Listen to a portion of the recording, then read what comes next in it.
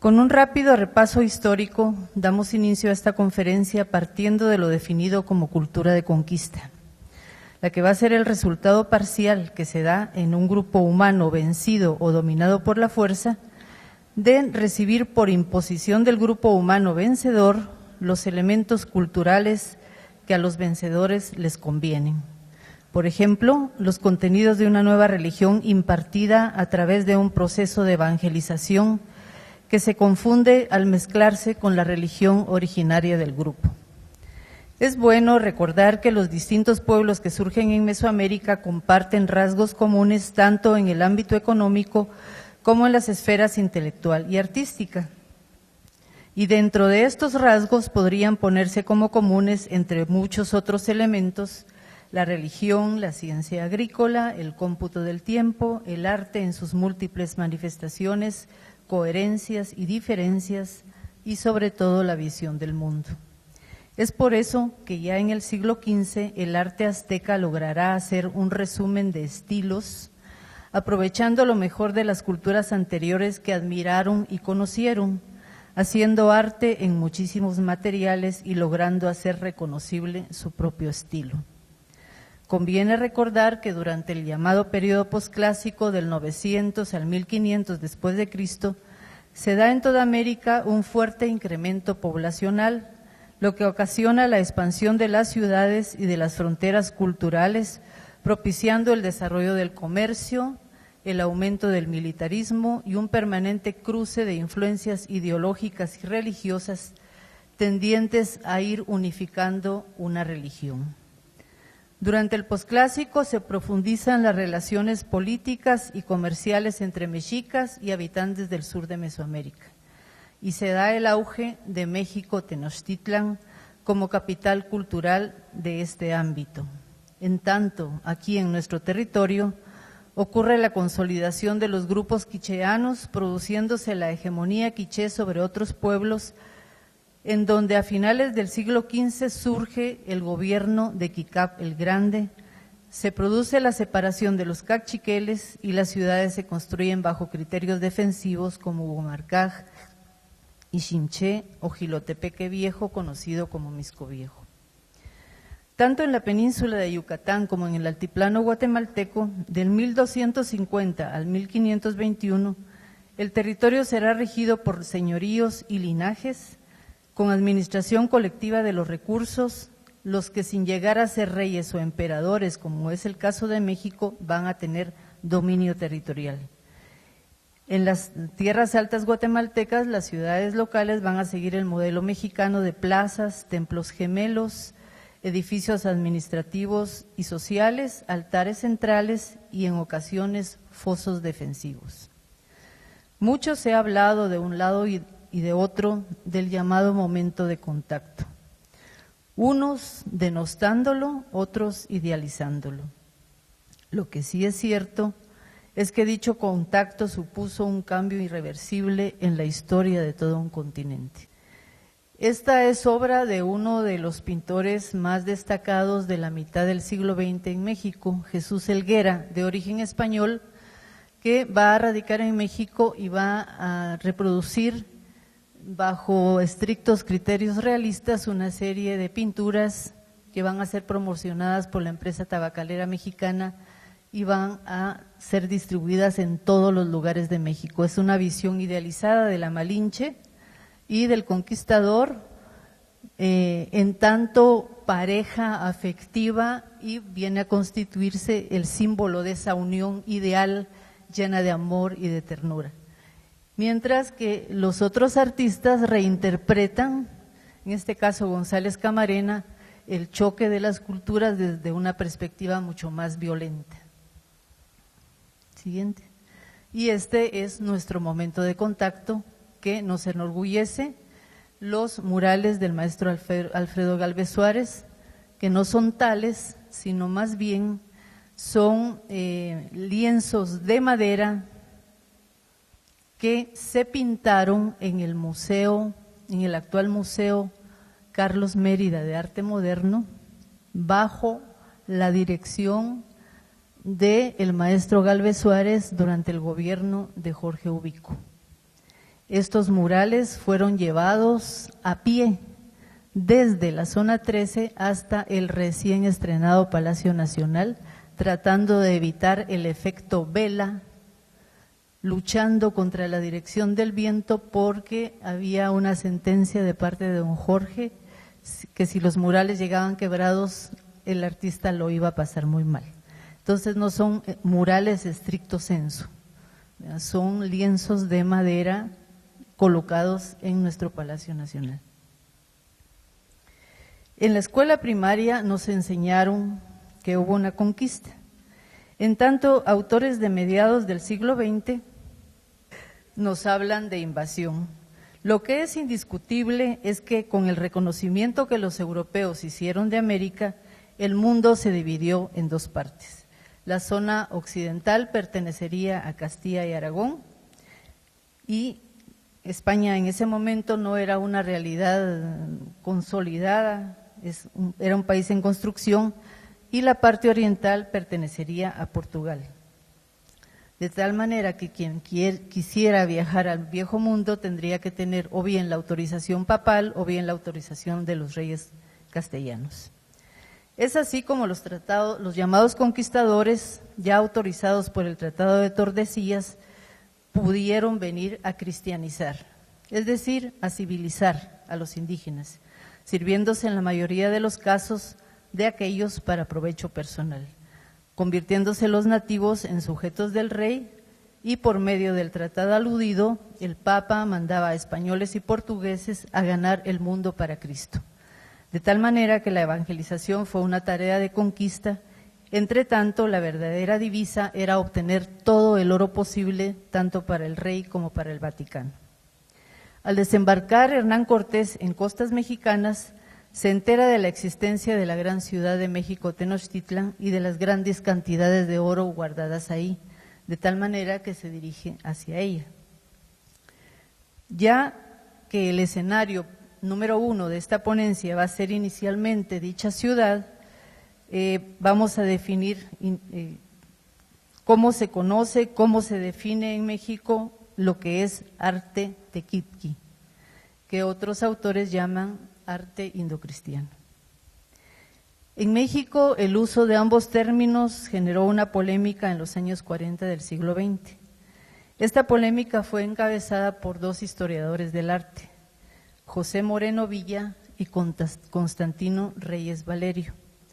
Para José Moreno, este tipo de arte se denomina tequitqui, pues adaptó una palabra del náhuatl, imitando y retomando la condición que tenían los artistas musulmanes en el arte mudéjar de la península, quienes ejecutaban obras de arte por encargo sin pagar tributos. Buscando el vocablo náhuatl y evocando la misma condición de tributario, halla la palabra tequitqui y la adapta para este tipo de arte ejecutado por indígenas en áreas de culto religioso católico. Entre tanto, Constantino Reyes la va a denominar como arte indocristiano por ser asimismo ejecutado por artistas náhuatl en los inicios o indígenas de otros pueblos en general que supuestamente se encontraban en un proceso de conversión hacia el cristianismo. Por lo que se define como arte tequitqui el que va a ser realizado por los indígenas después de la conquista española iniciada en el siglo XVI y que desde su inicio marcará las diferencias entre dos culturas y dos formas de pensamiento, siendo un arte donde los indígenas, muchas veces incluso aprovechando de la iconografía medieval, van a dejar la impronta de su mundo desaparecido en diversas formas artísticas, tanto en escultura como en pintura, como en metalurgia y en arte plumario. Pese a que las diversas expresiones del arte tequitqui, los escultores y pintores son indígenas, la labor de ambos se diferencia por la naturaleza de la manera que ejecutan, pero los motivos prehispánicos son casi los mismos en las obras ejecutadas. En los años iniciales no hay que olvidar que junto a los hombres de Dios no vinieron ni arquitectos ni ingenieros peninsulares, de tal manera que la titánica labor de erigir conventos e iglesias, que ya hacia 1543 contaban con 65 de ellas solamente en el centro de México, fue dirigida, concretada y erigida por frailes que a partir de manuales e ilustraciones de arquitectura europea permitieron que los indígenas, muchas veces reutilizando piedras de sus antiguos templos y ciudades o de canteras ya reconocidas desde hacía muchos siglos, construyeran tan magnas obras de arte. Estos artistas indígenas, tanto escultores como tlacuilos, es la palabra náhuatl para pintor, tomaron parte en la decoración de templos y conventos del Nuevo Mundo, utilizando muchas veces cánones y modelos que obedecían a sus propias referencias culturales en lo relativo a proporciones y a elementos representados e incluso al uso del volumen, la perspectiva y el color. Esto es parte de una fachada de una iglesia novohispana del siglo XV. Podemos apreciar un personaje que, si ustedes quieren, es una figura alada, puede ser un ángel, puede ser un arcángel, pero si observamos con detenimiento, las facciones son facciones indígenas y lo que sostiene en los brazos es una especie de cetro. Ahí los indígenas disfrazan muchos de sus motivos, mucha de su iconografía. Recuérdense que tienen que pasar el examen no solo de los frailes, sino también del Estado español. Y tienen que pasar el examen también del poder religioso. Entonces, de alguna manera ellos van a disimular sus antiguos contenidos a través de las obras escultóricas y pintóricas que van a ejecutar. Como bien dice el autor Reyes Valerio, lo anterior nos debe hacer recordar a los estudiosos y admiradores del arte que en todo el mundo no existe una regla, un canon o un patrón universal que identifique a una obra como arte. Cada civilización, cada pueblo y cada época, a partir de su propia cosmogonía, crea su sistema de vida, su sistema del mundo, sus propios métodos valorativos, y por lo tanto todo ello unido actúa de forma determinada para calificar a la obra como tal y al artista como creador. Sobre todo eso nos demanda tener criterios de libertad, de flexibilidad, de amplitud y acercarnos sin prejuicios a la obra, al producto estético y al entorno que le dio origen. Si hacemos abstracción del ser que lo ha realizado y sus circunstancias, nuestra percepción y nuestra crítica serán inútiles. De tal manera que esta ponencia no trata de entrar en variaciones o valoraciones estéticas, ni trata de ubicar la obra de arte tequitqui dentro de las corrientes conocidas del arte como barroco, neobarroco, plateresco, etcétera, porque considero inútil tratar de colocar de alguna manera en un modelo ya establecido este arte que va a ser de varias formas un arte de resistencia. Lo tequitqui pertenece a los indios de América. Sus pinturas y esculturas participan de la vivencia cotidiana con el misionero. Participan también de una formación que en el caso de México nos lleva en ruta directa hacia el Calmecac. El Calmecac, el colegio privado para la nobleza mexica, donde desde los 5 años los jóvenes y los niños son inducidos hacia el arte, hacia la reflexión, hacia la filosofía, donde la Toltecayotl o filosofía indígena les prepara para la comprensión profunda de su mundo, su educación y su arte, y donde en el caso de Guatemala, pese a que no hay datos de que existiesen esas instituciones educativas, obvio que debieron haberse creado. Lamentablemente en las fuentes no se menciona. En ese entorno el arte se aprendió obligadamente por ser el aprendizaje eminentemente religioso. Ese aprendizaje del arte solo podía ser realizado en esas escuelas destinadas para ello. Es decir, que ser artista en la acepción moderna que nosotros tenemos del término durante el siglo XIX para los mesoamericanos estaba indisolublemente ligada a la vida religiosa. Ese quehacer no podía ejercitarse dentro de una visión de vida individualista o seglar. Era parte de una disciplina, una misión y una entrega a su cultura. Es en esa comprensión que tanto los franciscanos, llegando a México en 1524, como los dominicos en 1526 y los agustinos en 1533, van a darse cuenta a muy temprana hora de la existencia de sus pares, es decir, de los sacerdotes artistas y su loable desempeño. No obstante que el arte mexica y mesoamericano en general producía horror a los ojos de los espectadores europeos, para las tres órdenes mendicantes proteger la vida de los artistas se convirtió en una prioridad, ya que tempranamente se dieron cuenta de la utilidad de los mismos, pues estos vendrían a reforzarles en los tres puntos fundamentales de su estrategia: cristianización, educación y civilización de los indios. De esa cuenta que las tres órdenes se dieron con frenesí a la tarea de erigir templos y conventos, a cuales más imponentes, y en los cuales tanto escultores como tlacuilos indígenas no solo transcribieron imágenes religiosas, sino también símbolos pertenecientes a su misma cultura. Pero ¿cuál sería el efecto, cuál sería la intención de tales artistas?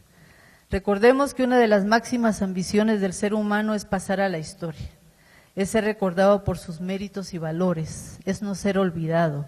Esa sería la primera razón y el legado e interés de los tlacuilos. Y dada su tradición de anonimato y arte colectivo, para ellos no era importante firmar dichas obras.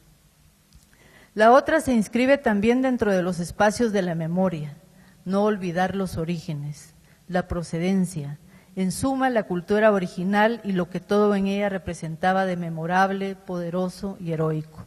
Y tres, que las nuevas generaciones no solo no olvidarán, sino hicieran en recuerdo de ella una valoración positiva de todo lo que lo mexica había significado por más de 200 años, que pese a haber sido vencida, podría conservarse subrepticiamente en los motivos y decoraciones de iglesias y conventos. Aunque en las obras de arte bien pueden encontrarse motivos que pueden ser tomados como nativos o como extranjeros, por existir una coincidencia en la forma, también es bueno recordar que para el artista indígena siempre existía el temor de ser descubierto y castigado por los misioneros, que naturalmente, a la luz de su fe, estaban opuestos a toda expresión ancestral a la que consideraran pagana y diabólica, o en abierta oposición a la fe cristiana que ellos con tantos trabajos estaban divulgando. En la mayoría de los casos, quienes integraban su propia iconografía a la cristiana eran los tlacuilos, que habían sido servidores de las deidades, siendo esta iconografía desconocida para el hombre común mesoamericano. En otras palabras, los artistas que colocaron su propia simbología en los muros religiosos católicos sabían lo que significaba, pero trataron de mantenerla oculta por su propia seguridad, porque siendo ellos mismos hombres religiosos, el ejecutar su arte iba a ser interpretado como una forma de resistencia cultural. Durante el momento de contacto y en los decenios posteriores, la historia de los pueblos mesoamericanos se transformó radicalmente. Sus habitantes se hallaron en una situación más conflictiva que el propio proceso sociopolítico desarrollado al final del posclásico.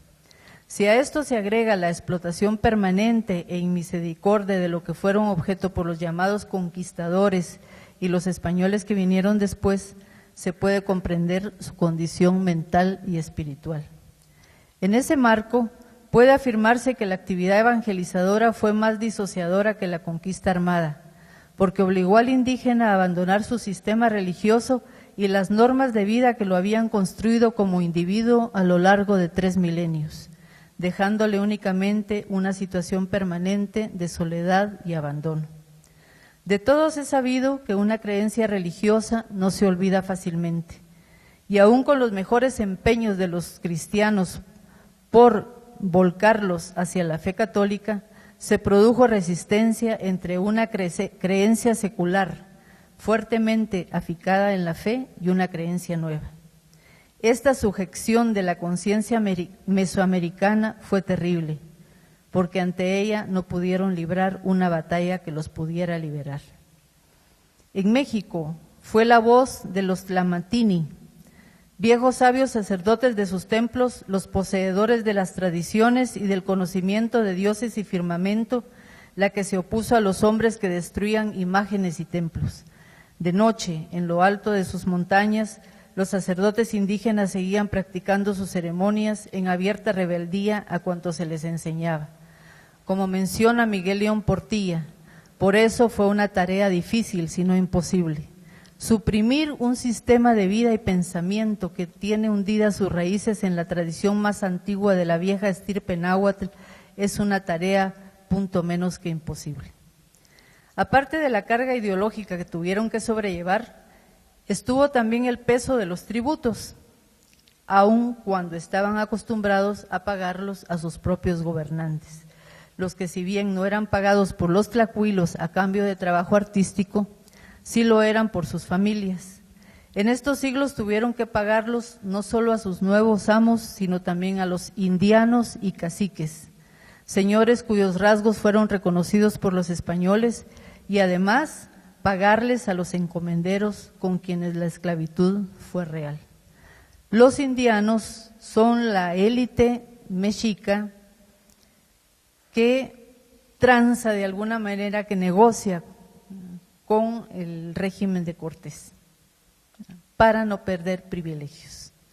Entonces, se castellanizan, tienen autorización para vestirse a la usanza española, tienen derecho a poder viajar a España a negociar sus propios títulos y territorios, tienen derecho a tener esclavos propios y de alguna manera van a ser aliados del poder.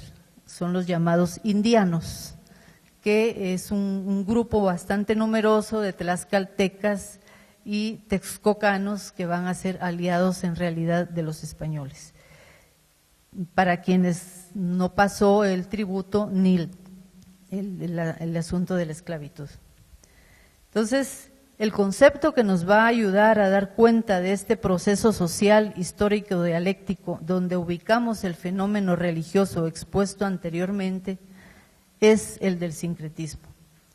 El sincretismo es el resultado de un proceso histórico social conflictivo donde se reconoce la participación activa y protagónica del dominado, reelaborando, suprimiendo, recreando, sustituyendo u ocultando lo impuesto por la fuerza. Pero es también un proceso psicológico que opera desde la perspectiva cultural del sojuzgado, el cual, cuando es internalizado, va a necesitar expresarse a través de gestos, oraciones, objetos y creaciones. Es entonces cuando el arte toma un papel taumatúrgico y se convierte en el medio más fiel para expresar dolores, ausencias, resistencias y resquemores. Durante los siglos XVI y XVII hubo procesos sociales, religiosos e ideológicos de reinterpretación y asimilación de los nuevos elementos culturales que tuvieron una larga duración, llegando incluso a los albores del siglo XVIII. Esto implicó un proceso dinámico de percepción, exclusión o incorporación gradual, en donde los artistas nativos reinterpretaron símbolos de su vieja cosmogonía. Esta cosmogonía va a tener como fuentes privilegiadas la pintura, la cerámica y la escultura, que explica el hecho de que el artista indígena se auxilió de la fusión de lo europeo y lo indígena con el fin de expresar sus propios pensamientos, lo que lo condujo en buena medida al sincretismo religioso. Puede agregarse que, siendo este sincretismo cultural la combinación de elementos entre culturas hasta llegar a una síntesis, este proceso le posibilitó crear un cauce de energía creativa a un pueblo cuyas propias obras culturales habían sido prohibidas, controladas, dominadas o destruidas. Podría resumirse el arte tequitqui como la forma de sobrevivir de una cultura dominada en el caso de una invasión o conquista. Es en 1540 cuando se decide finalmente por la corona implementar la política de la llamada República de Indios, con lo cual se congregó a los indígenas en poblados a la usanza española, en donde el cambio les afectó sobremanera la vida colectiva e individual. Esto significó un resquebrajamiento del orden antiguo, pese al cual los indígenas trataron de reconstruir su mundo apoyándose en el recuerdo de viejos mitos y arquetipos transformados y expresados ocultamente por debajo o por detrás de las normas españolas. Cuando los frailes descubren el potencial artístico de estos artistas, aprovechan de su experiencia y les dejan ejercer su arte dentro de cierto margen de libertad, aceptando que decoraran profusamente muchas naves y muchas áreas de los conventos. Esta decisión agradó a los indígenas, quienes mantuvieron y mantenían desde la época precolombina la tradición de pintar sus templos, de realizar murales y de decorar todos los ámbitos sagrados.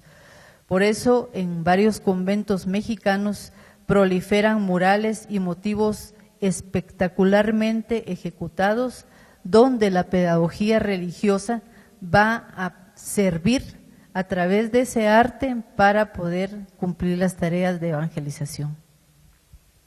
Muchos de los creadores del arte mexica, entre ellos pueblos texcocanos, tlaxcaltecas, huexoxincas y otros más, fueron los colaboradores y ejecutores indispensables en ese nuevo arte que se gestaba a la sombra de los monasterios, según los mismos cronistas dan fe.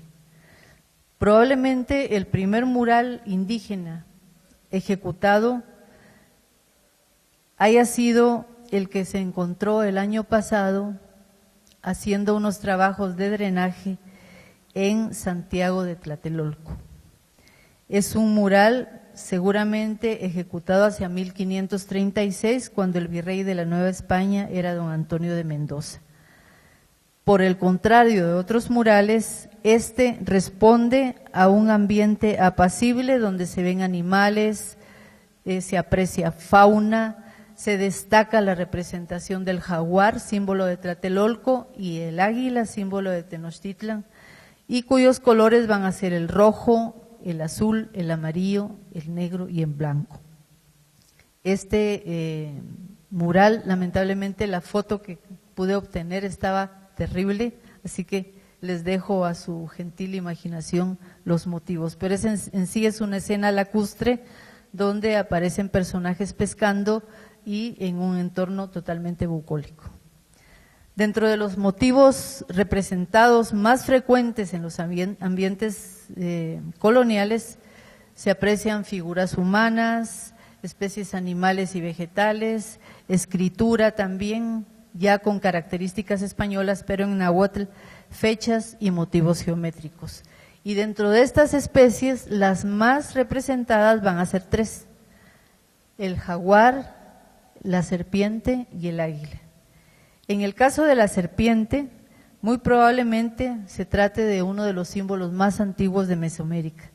Se le asocia con los mitos de creación y fecundación y es, desde el punto de vista plástico, la mejor síntesis del esfuerzo indígena por unir la dimensión espacial y la dimensión temporal.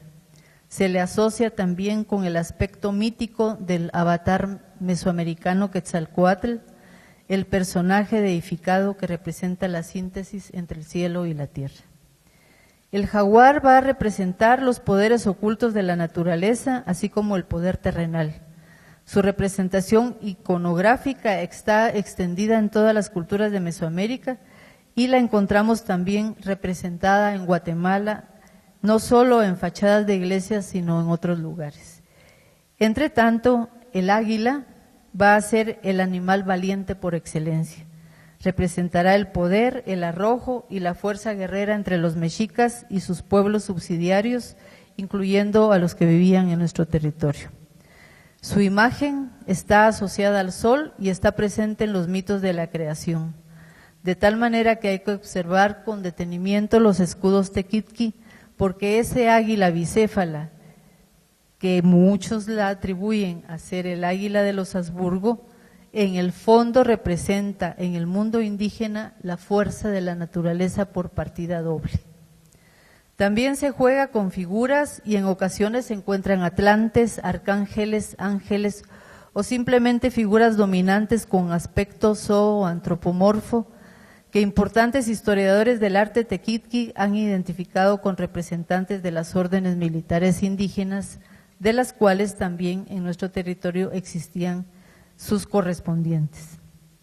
En esta ocasión nos sirve de ejemplo una pintura realizada en el siglo XVI, en donde en la zona central hay una figura de mayor tamaño que el resto, y cuando el espectador la ve por primera vez, los pies simulan garras, pero al verla detenidamente se observa que bajo los pies tienen cabezas de niño.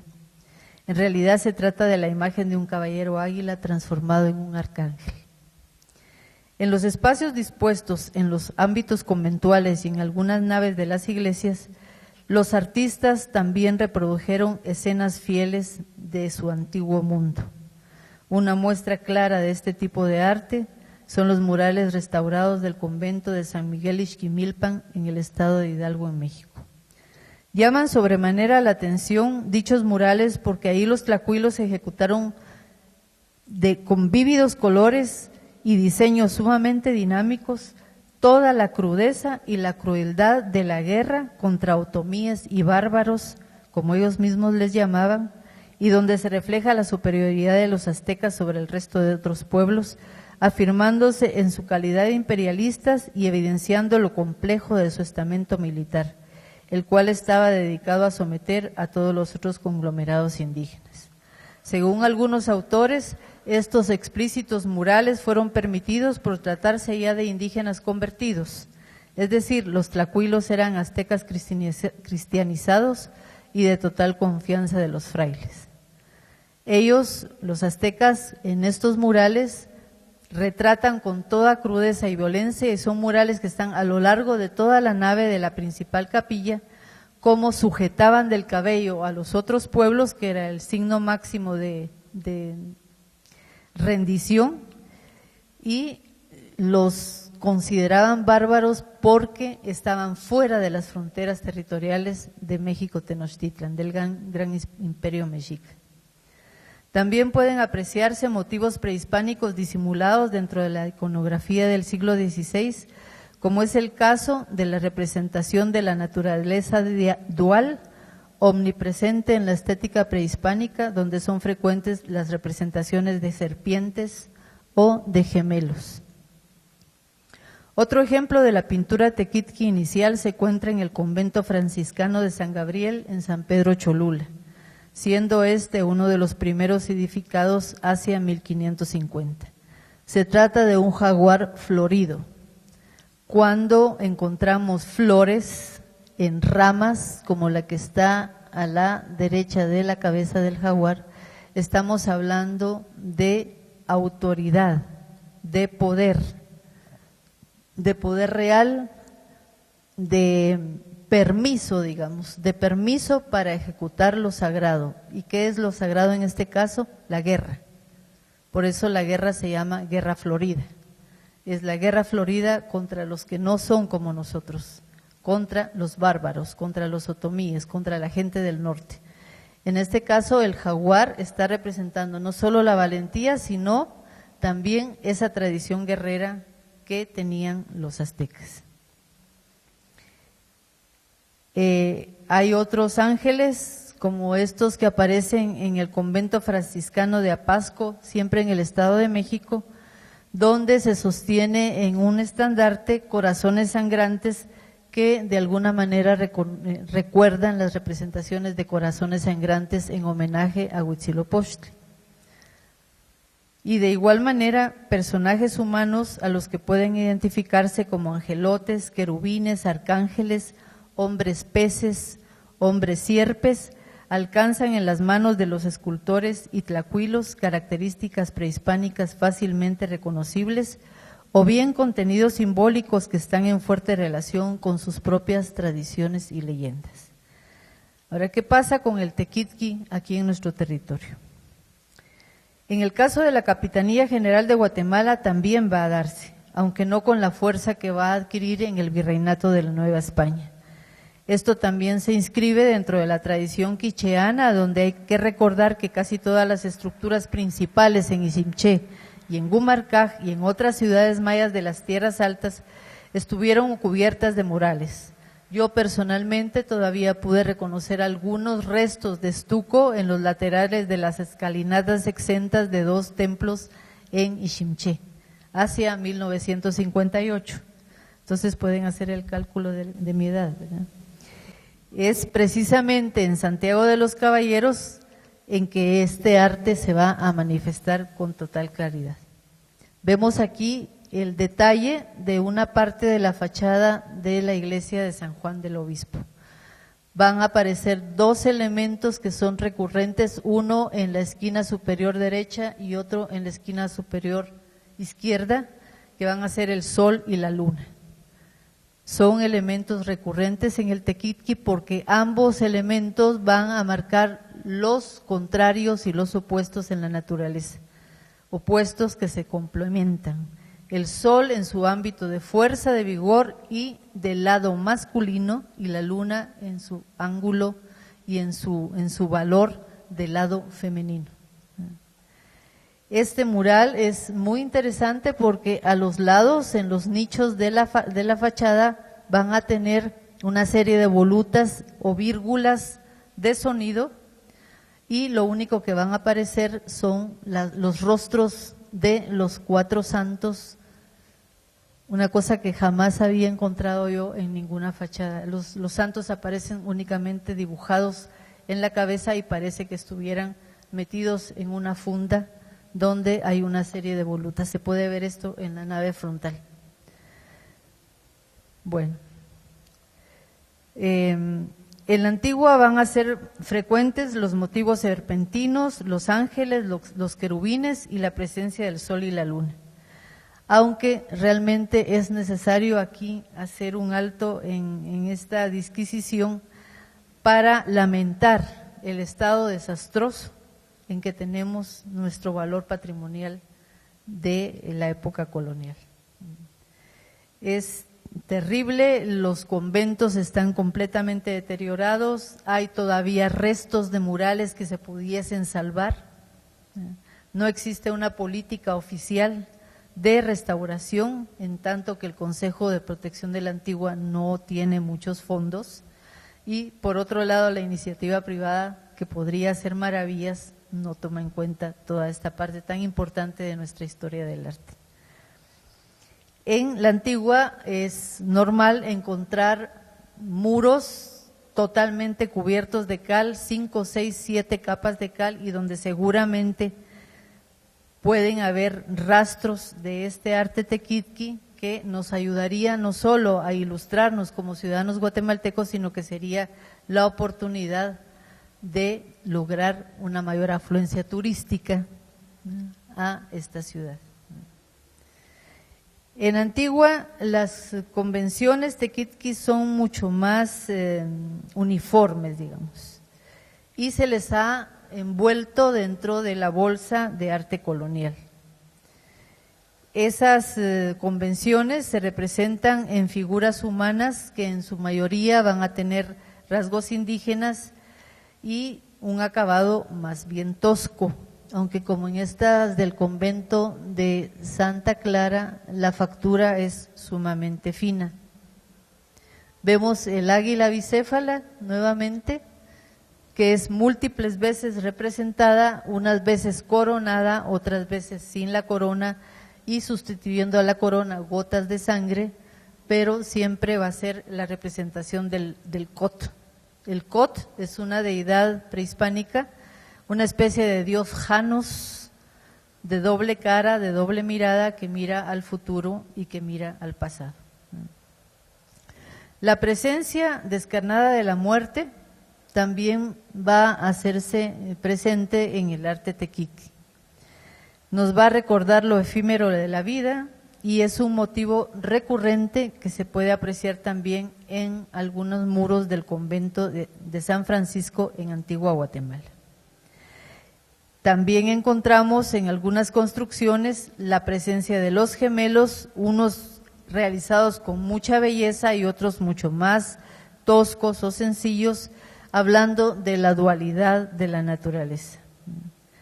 Y en el caso de este convento de San Francisco hay una interesantísima representación de 3 frailes, en los cuales entre uno de ellos sostiene una palmatoria en su mano derecha, que es una planta prehispánica que también se representa en muchos conventos de México.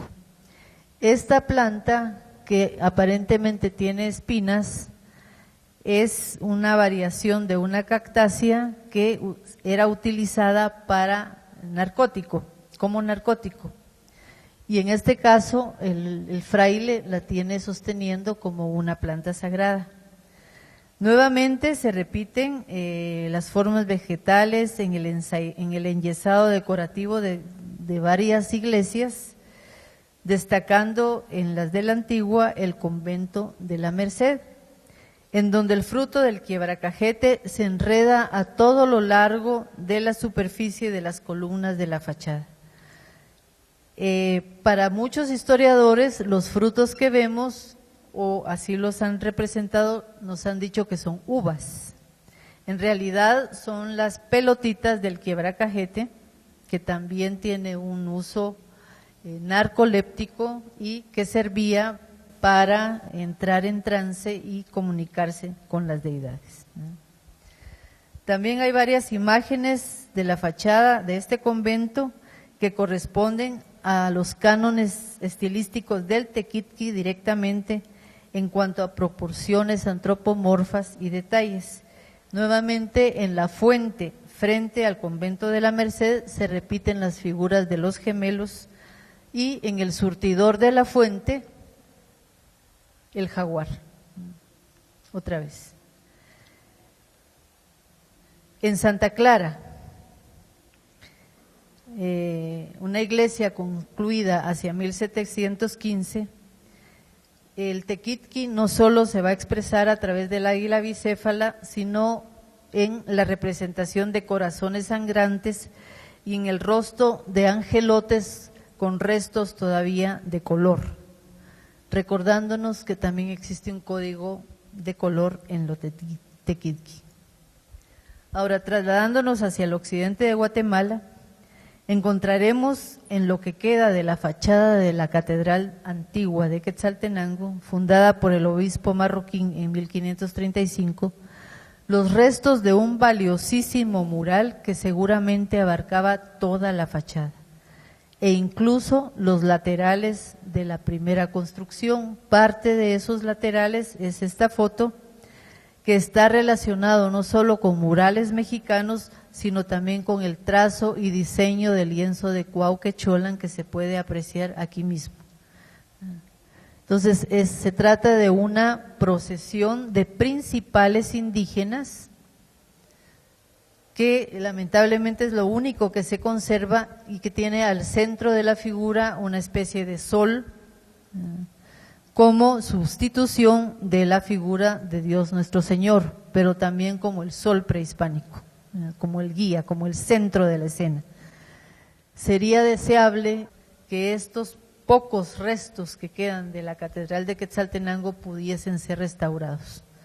Todavía tienen color y todavía tienen los trazos bastante fieles como para poder ponerse en valor estas obras de arte.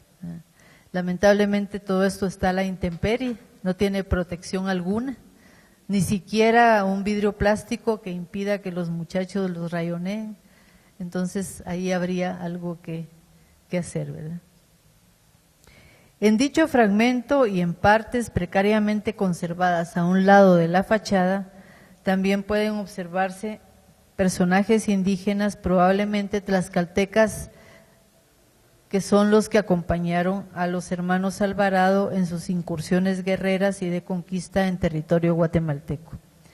Pero además pueden observarse detalles tequitqui en la fachada misma, realizados con estuco sobre imágenes exentas.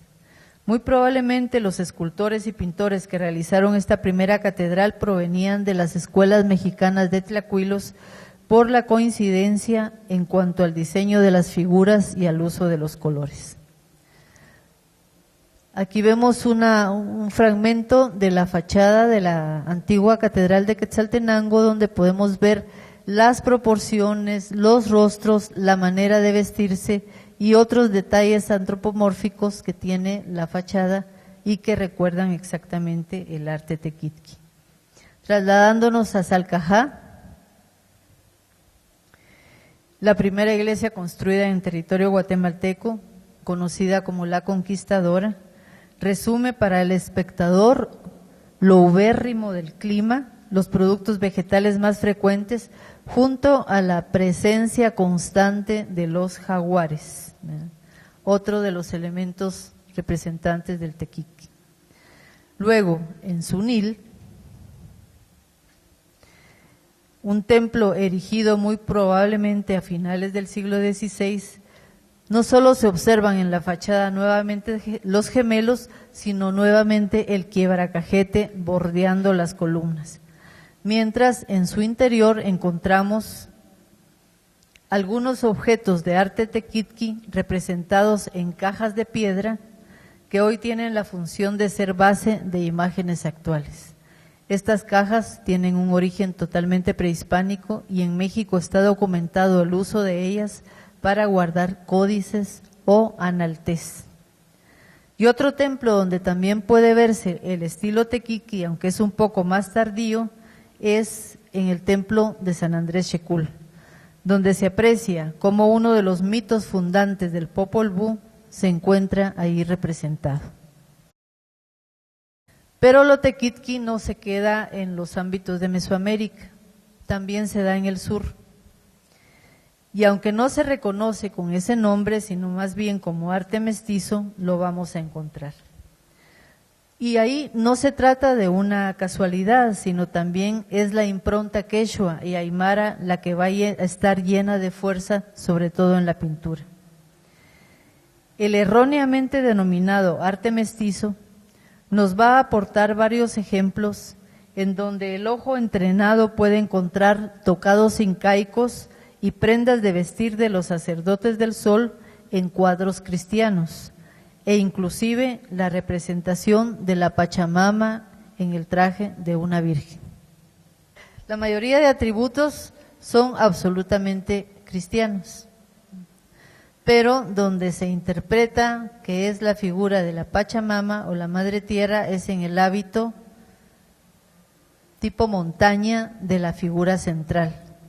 Pero al entrar más en los detalles, en esta parte del traje, vemos no solo caballos y llamas, sino también una figura absolutamente inca, con todos sus atavíos, un gobernante con un séquito. Vemos un obispo, un gobernante, un rey y una figura femenina indígena.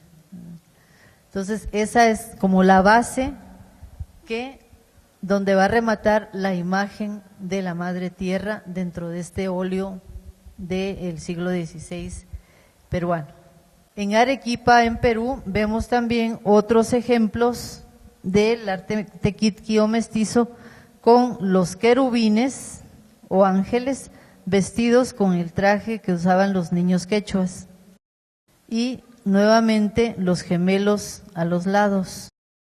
Y este barroco, dijéramos, por lo recargado, fragmento de fachada de una iglesia de Potosí en Lima, donde el ángel usa el faldellín incaico y un escudo, pero se trata en realidad de un arcángel. En esta pintura también se trata de una representación de un arcángel, pero el dato que desconcierta es la presencia de la huipala. La huipala es la bandera que uniformizaba a todo el Tahuantinsuyo, o sea, al imperio incaico, a los 4 suyos, a las 4 direcciones del mundo. Y en este caso, esta huipala corresponde a la zona que hoy es el Ecuador. ¿Cómo hicieron los artistas indígenas para poder atreverse, dijéramos, a representar de manera mucho más clara en el sur que en Mesoamérica estos motivos que corresponden totalmente a su cultura? Lamentablemente, hasta hoy día es muy poco lo que se ha investigado en el campo de la iconografía pre- y poshispánica. De ahí que aplicar lo poco que se conoce para el arte tequitqui dificulte bastante la tarea, porque hay que estudiar todo lo gráfico con una metodología mixta en donde se combinen las fuentes arqueológicas, las fuentes historiográficas y las fuentes etnológicas, es decir, combinando lo gráfico y escrito del pasado con lo que aún se conserva. El hecho de que muchas de las obras aparezcan combinadas con simbología aparentemente europea complica la tarea, pero este hecho permite afirmar que el mismo indígena utilizó lo europeo con el fin de expresar su propio pensamiento sin temor a ser descubierto. Diseños que para los frailes eran puramente decorativos pudieron encerrar un concepto religioso para el indígena, y esto condujo al sincretismo religioso en donde ambos, frailes e indígenas, quedaban satisfechos. Hay autores que incluso niegan la presencia de motivos indígenas en la decoración de templos y conventos durante los primeros siglos de vida novohispana, pero hay necesidad de acercarse a códices, a crónicas, a piezas de cerámica y esculturas para familiarizarse con las formas de expresión indígena. Pese a la vigilancia ejercida por los frailes y su esfuerzo por cristianizarlos, no fue posible desterrar de la conciencia indígena aquellos conceptos largamente sostenidos ni impedir su manifestación plástica en determinadas ocasiones. Incluso cuando las escuelas artísticas precortesianas habían desaparecido de estos territorios, los frutos que habían creado no desaparecieron. Es bueno recordar que el fenómeno del arte es desde sus orígenes un fenómeno ambulante, que va a acompañar al ser humano desde siempre, lo que supone que las simbologías se prestan, se copian y se imitan. Desde Sumeria y Egipto, a través de Grecia, Roma, Persia, Bizancio y el arte medieval, por las peregrinaciones, el comercio, las cruzadas y otros movimientos sociales, se propició el intercambio de figuras decorativas e iconográficas que desde Oriente pasaron a Europa y naturalmente a nuestro continente. Del mismo modo, el artista indígena que trabajó para los frailes en los conventos tenía que recurrir consciente o inconscientemente a las formas en que había realizado su propio arte, y aun cuando sus sistemas de vida e instituciones quedaron destrozados, no podía por ello dejar de pensar y reproducirlas. Aunque es factible que algunas manifestaciones plásticas hayan sido destruidas por los misioneros una vez que se percataron de su índole y las hayan prohibido.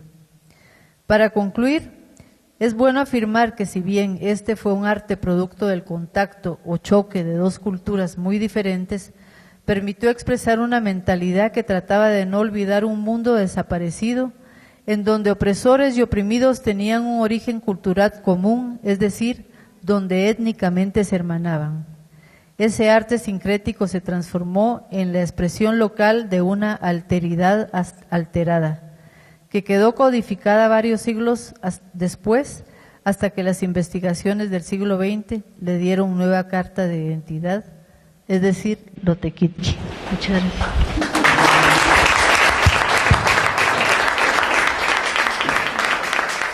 Perdona, Naite, ¿sería posible que hicieras énfasis en la parte del arte guatemalteco? Esto de San Juan del Obispo, es tequitqui pintado sobre una fachada. Vemos la figura central, que indudablemente es la Virgen de Concepción, y como les mencionaba, a los lados superior derecho y superior izquierdo tenemos el sol y la luna. Son los detalles que más resaltan de esta fachada. En los laterales hay 4 nichos que corresponden a 4 santos, donde lo único que queda original van a ser los rostros, las cabezas de los santos, pero curiosamente hay un elemento que yo no les traje en esta muestra, pero que es la espiral. La espiral puede ser espiral lineal o espiral florida. ¿Qué significa la espiral en la iconografía prehispánica y luego en la tequitqui? Es la voz, la palabra, el habla, la música, el canto. Va a ser la forma en que el tlacuilo indígena va a sintetizar una acción de comunicación. En la antigua se encuentran gemelos, sol y luna, vírgulas, también motivos florales, motivos fitomorfos, se encuentran también angelotes, querubines, corazones sangrantes, gotas de agua, gotas de sangre. En general son los motivos, digamos, mesoamericanos que van a resumirse en el tequitqui. Águilas bicéfalas, corazones, como estas figuras.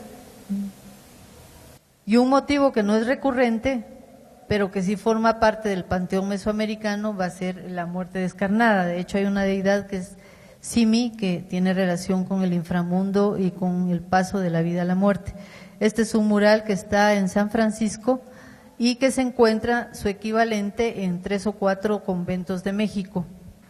Y esta que es la planta, yo lamentablemente no traje el nombre en náhuatl, pero es una especie de cardo del cual se hacía una bebida que permitía alucinar. Y entonces el tlacuilo, el pintor, lo pone en manos de un venerable fraile para que esté fuera de toda sospecha. Aquí son los frutos del quiebracajete y no cualquier quiebracajete, el azul, sobre todo el azul. El azul es el más narcoléptico. Y entonces, para muchos historiadores del arte, estas serán uvas, ¿no? Pero no son uvas exactamente, sino son los frutitos negros de esta planta. Y esto lo encontramos no solo en la Merced, también la encontramos en Sunil y probablemente en otras iglesias de Oriente. Y esta fuente que es genial porque son los dos gemelos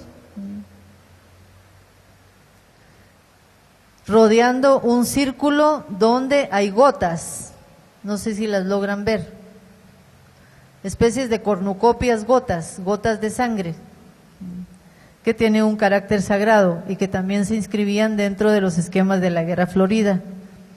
Y este jaguar, indiscutiblemente antroposomorfo, que va a ser todavía restos de el simbolismo que tiene el jaguar dentro del mundo indígena como deidad nocturna, como sol nocturno y como elemento de fiereza, de fuerza y de valor.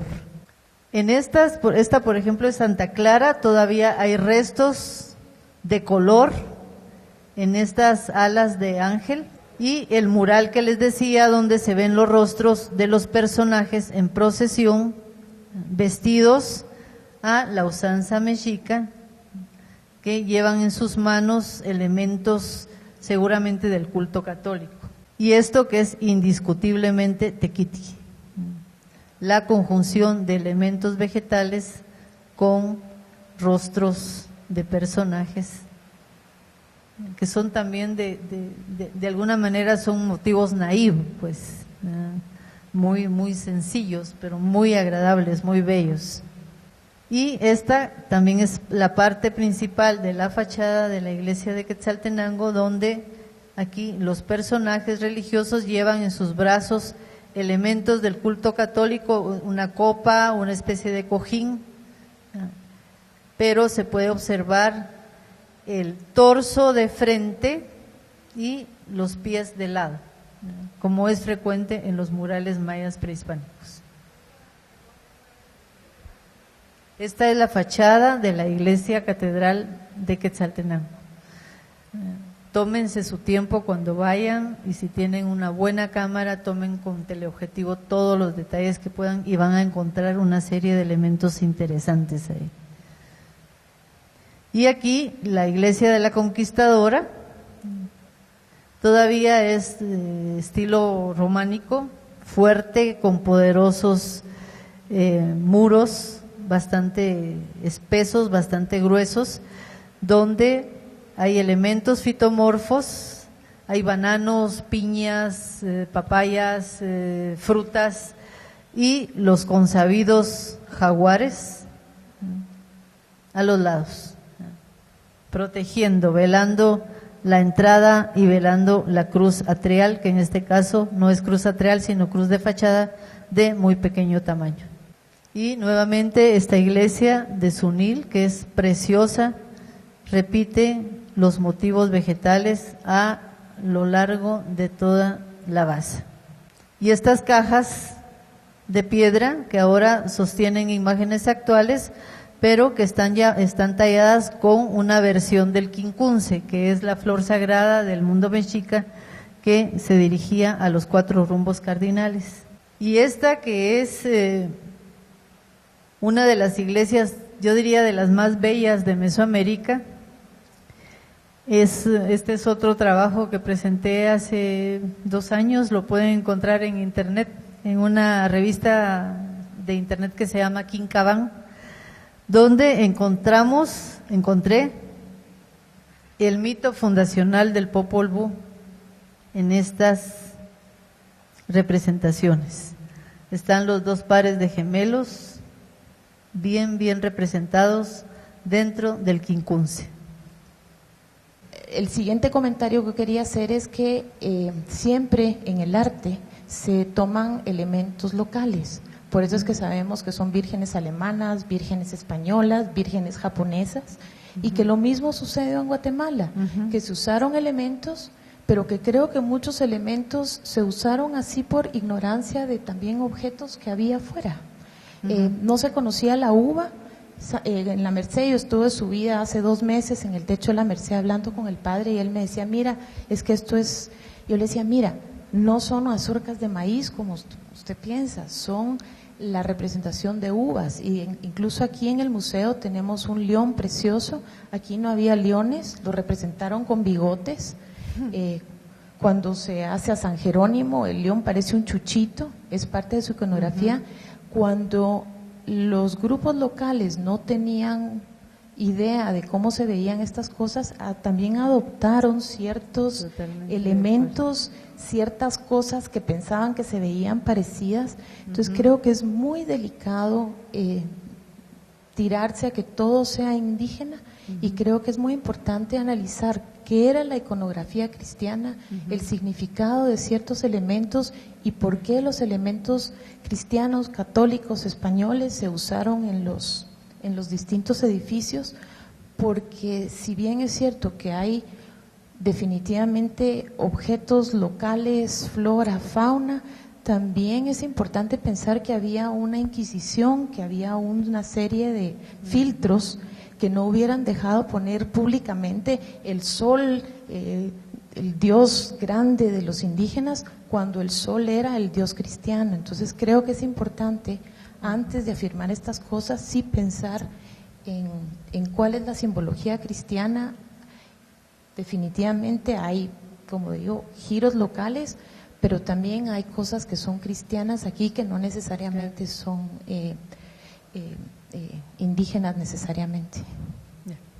Bien, en varios de los puntos coincido con usted, pero también es necesario recordar que los pueblos sojuzgados buscan determinadas formas también de resistencia. Y en este caso, mi perspectiva la veo desde esa óptica. Yo siento que, y no solo yo, pues, sino los que trabajamos Lotequitqui, pensamos que ciertamente, habían elementos cristianos que tenían ya una tradición y una simbología que había sido trasladada del viejo continente a Guatemala, pero los grupos indígenas toman desde su propia perspectiva esos símbolos y los tratan de de cubrir, digamos, de su propio contenido simbólico. O sea, yo no estoy en desacuerdo de que sea el escudo de tal orden o que sea representación de la construcción bajo la advocación o bajo la autoridad real. Totalmente de acuerdo. Pero sí hay elementos, hay rastros, hay huella de esa resistencia en muchos de los motivos. Y esa es la eterna discusión, qué es puramente católico y cristiano y qué es parte de ese sincretismo y de esa resistencia. Un poco esa es la provocación que traigo yo, ¿no? Para que repensemos un poco a partir de nuestras identidades y a partir de nuestra propia memoria histórica, en dónde nos encontramos, a lo que nos sentimos apegados, a qué tradición pertenecemos, sin dejar de respetar la otra tradición. ¿Sí? Buenas noches, felicitaciones por su ponencia. Me llamó la atención que usted no hizo ninguna referencia a la tilma de la Virgen de Guadalupe.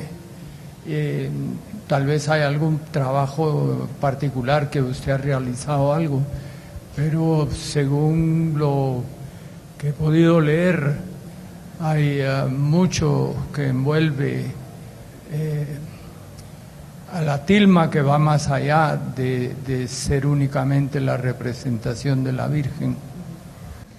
Sí, en México hay muchísimas publicaciones con respecto a la tilma de la Virgen de Guadalupe. Hay 2 o 3 libros que hablan del significado cosmogónico de la tilma. Incluso hay autores que se atreven a hablar de constelaciones representadas en la tilma. Yo, les soy sincera, no he trabajado ese aspecto, pero me deja la inquietud y lo voy a tratar de conocer y de profundizar. Muchas gracias.